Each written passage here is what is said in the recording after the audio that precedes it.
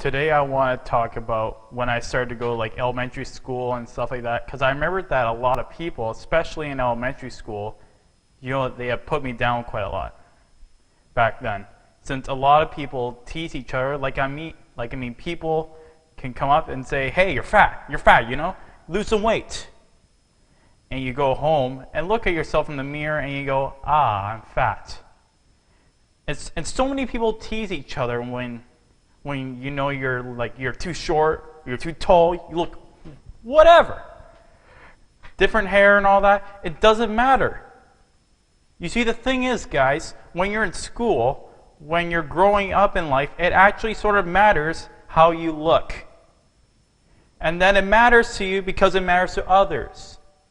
Why? Why does it matter of how you look? Because if they don't like you, then who will? If they don't accept you, who will?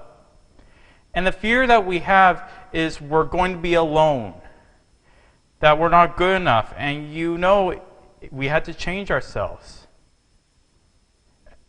And so many people put me down and said, "Matthew, you look too weird and no one's really your friend. And you can't do this and you can't do that." And I couldn't change anything. It's not like I was fixing my hair one day and everything was fine.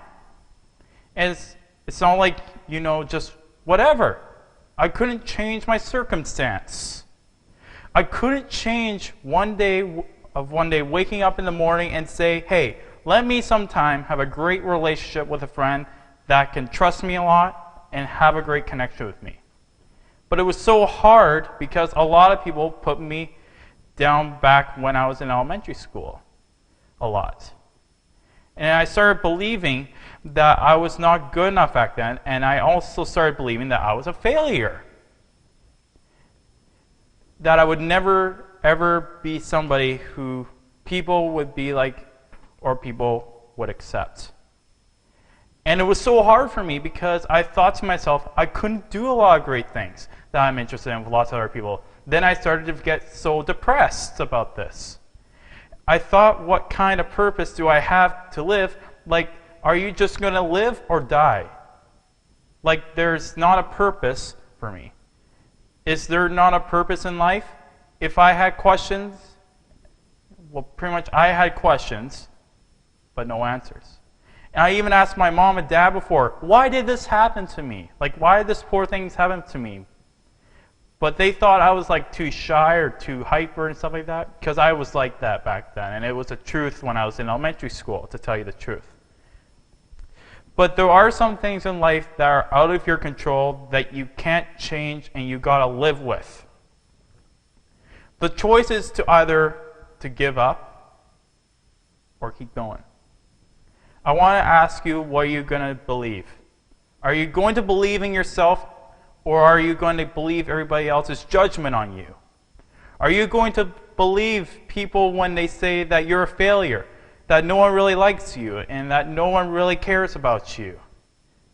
It's that no one really likes you, nobody cares about you. It's not really to say that you need somebody to come up to you and say, "Hey, I really like you, and I really care about you." It's not about that. But it's the fact that people put you down. People even look at you in the eye.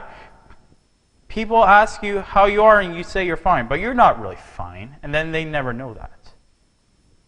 I'll tell you that life is interesting, and life can also be a journey.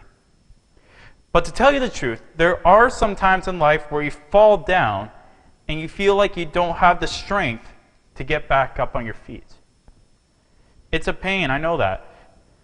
So you sort of put a mask on your face and come to school and pretend that everything is okay when it's not.